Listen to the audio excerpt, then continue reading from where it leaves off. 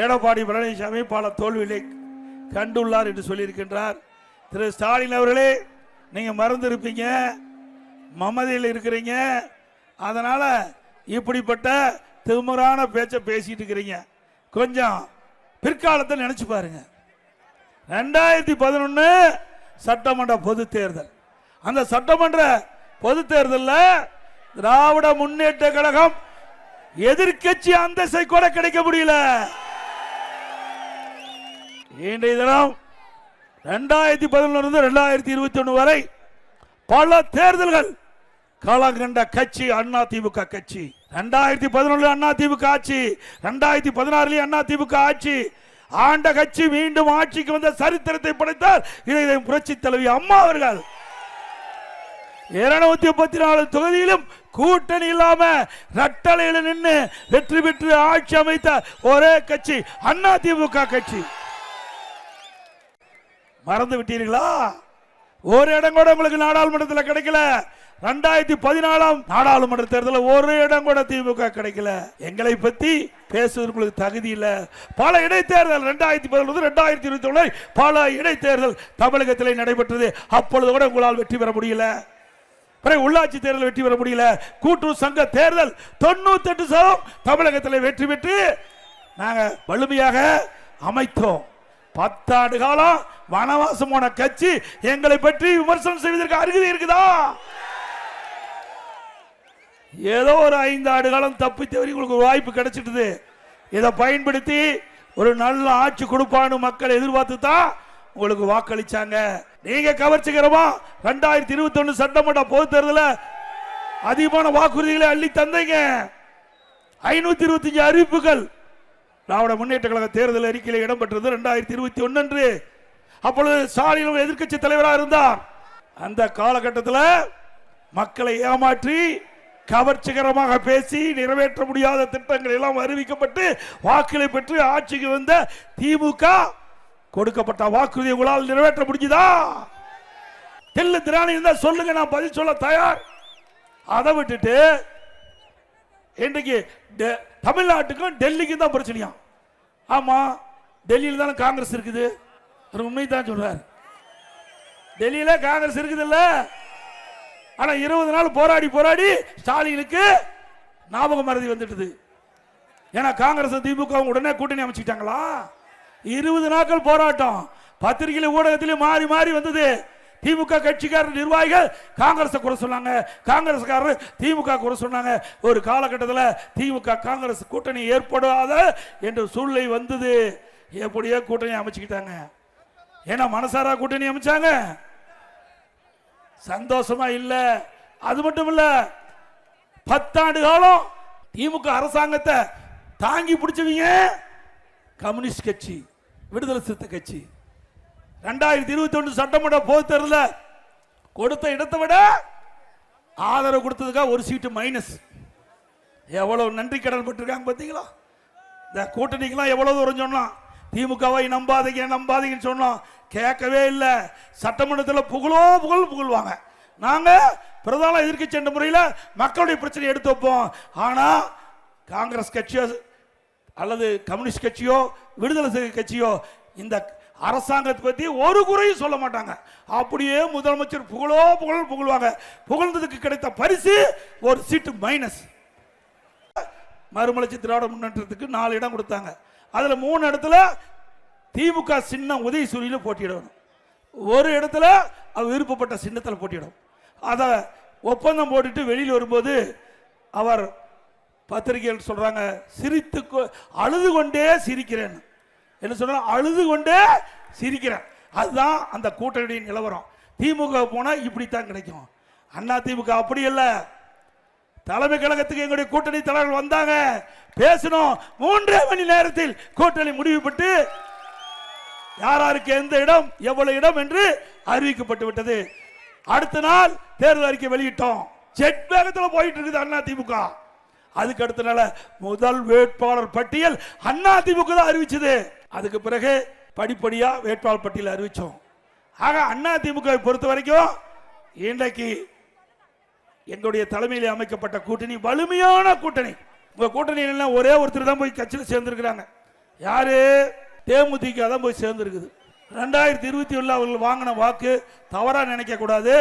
அங்க பதிவான வாக்கு தான் சொல்றேன். 6% வாக்கு. எவ்வளவு வாக்கு? அவர் தான் போய் சேர்ந்திருக்கிறாங்க. அவர்களுக்கு எவ்வளவு சீட்டு? 10 சீட்டு. 2.5% வாங்கினவனுக்கு 5 சீட்டு. பரவாயில்ல, அந்த கூட்டணியில் இருக்கிறதுக்கு வேணும். படிச்சு சொன்னோம், எங்க பேச்ச கேட்கவே இல்லை. மக்களுடைய பிரச்சனையை சட்டமன்றத்தில் எழுப்புங்கப்பா, அப்பதான் உங்களுக்கு மக்கள் செல்வாக்கு கிடைக்கும். இல்லாட்டி மக்களுடைய செல்வாக்கு இழந்துருவீனா. மக்களுடைய செல்வாக்கு இழந்துட்டாங்க.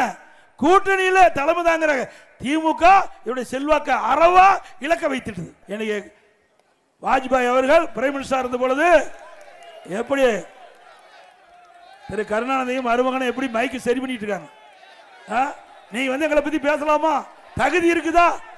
இஸ்லாமிய சகோதரர் இதை பாருங்க, எப்படியெல்லாம் அரசியல் நாடகம் நாடுகின்ற முதலமைச்சர். இன்றைய முதலமைச்சர் பச்சோந்தி கூட கொஞ்ச நேரம் கலர் மாறும். ஆனா இன்றைய முதலமைச்சர் அடிக்கடி கலர் மாறுகின்ற முதலமைச்சர் இந்த மனுஷன் ஸ்டாலின் அவர்கள். வெக்கமா இல்ல? ஓட்டுகளை பெறுவதற்கு எப்படி தந்திரமா சிறுபான்மை மக்களை ஏமாற்றிக் கொண்டிருக்கிறார் என்பதை நீங்கள் எண்ணி பார்க்க வேண்டும்.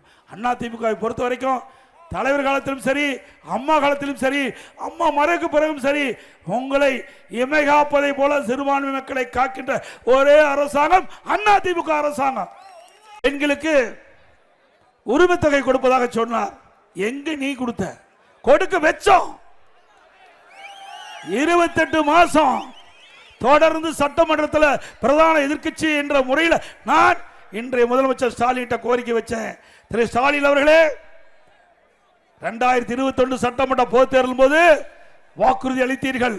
திராவிட முன்னேற்ற கழகம் ஆட்சிக்கு வந்தா மாதந்தோறும் குடும்ப தலைவிக்கு 1000 ரூபாய் உரிமை தொகை கொடுப்பதாக வாக்குறுதி கொடுத்து அந்த ஏழை தாய்மார்களை ஏமாற்றி வாக்குகளை பெற்று ஆட்சிக்கு வந்த பிறகு 28 மாதம் நீங்க புறக்கணித்துக் கொண்டே கேட்டீர்கள். எப்பொழுது கொடுப்பீர்கள் என்று தொடர்ந்து அழுத்து கொடுத்தோம்.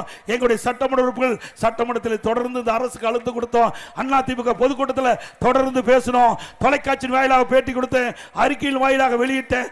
வேற வழி இல்லாம அழுத்தம் தாங்க முடியாதுதான் மாதந்தோறும் நம்முடைய குடும்ப தலைவிக்கு 1000 ரூபாய் கொடுக்க வச்சது அதிமுக. மறந்து விடாதீங்க பெண்களே, அவர் மனமுசு கொடுக்கல.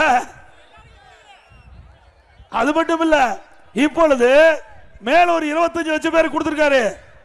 என்ன பெண்கள் கஷ்டத்தை பார்த்தா கொடுத்தாரு. இப்போ விதிகளை தளர்த்தி கொடுக்கணும்னு சொன்னார். ஏன் அப்போ விதிகளை தளர்த்தி இருந்தா கிடைச்சிருக்கும்ல? 54 மாசம் ஒன்று ஓடி போச்சு. இனி மக்களுடைய செல்வாக்கு இழந்துட்டாரு. தேர்தல் வரப்போகுது. இந்த தேர்தலில் வெற்றி பெற வேணும். அந்த தாய்மாருடைய குடும்பத்தில் இருக்கிற வாக்குகளை பெற வேண்டும். அதற்காக ஸ்டாலின் ஒரு நாடகத்தை அரங்கேற்றினாரு.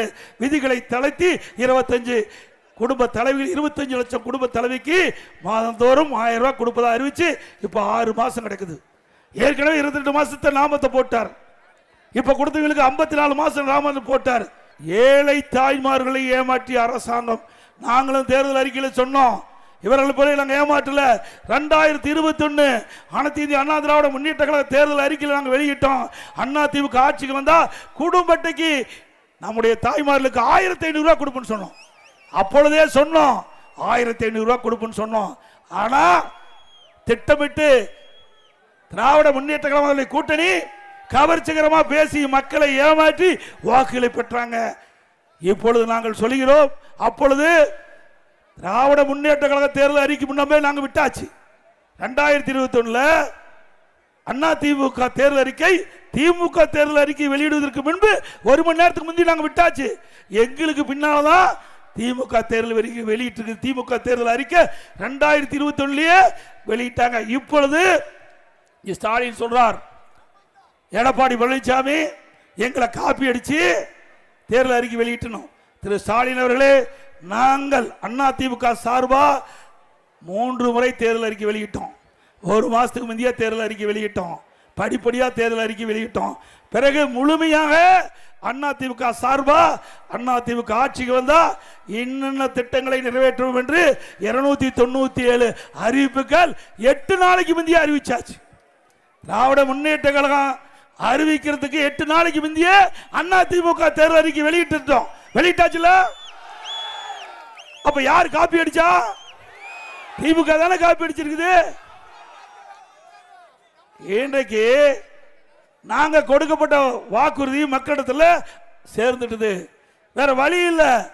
அதை காப்படிச்சுதான் இன்னைக்கு ஸ்டாலின் பல அறிவிப்புகளை வெளியிட்டிருக்கார். ஏற்கனவே திராவிட முன்னேற்ற கழகம் 2021 சட்டமன்ற பொதுத் தேர்தலில் அறிவித்த அறிவிப்புகள் 4 1 பங்கு கூட நிறைவேற்றல. ஒரு முதலமைச்சர் இல்ல, 4 முதலமைச்சர் இருக்கிறாங்க. ஒரு முதலமைச்சர் இருந்தாவே தாக்கு பிடிக்க முடியாது. கருணாநிதி குடும்பத்தில் 4 முதலமைச்சர் இருந்தா தாக்கு பிடிக்க முடியுமா தமிழ்நாடு? 1 ஸ்டாலின், திரு ஸ்டாலின், 2 உதயநிதி, 3 சபரீசன், 4 திரு ஸ்டாலினுடைய மனைவி துர்காமா. 4 பேர் தமிழகத்தில் போட்டி போட்டுக்கொண்டு இன்றைக்கு தமிழகத்தை குட்டிச்சோறாக்கி கொண்டிருக்கிறார்கள். 4 அதிகார மையம் தமிழகத்தை ஆட்டி படைத்துக் கொண்டிருக்கிறது. இந்த நிலை மாற வேண்டும். மாற்றுவீர்களா? இன்றைக்கு நடைபெறுகின்ற சட்டமன்ற பொதுத் தேர்தலின் மூலமாக குடும்ப ஆட்சிக்கு முடிவு கட்டுவீங்களா? வாரிசு அரசியலுக்கு முடிவு கட்டுவீங்களா?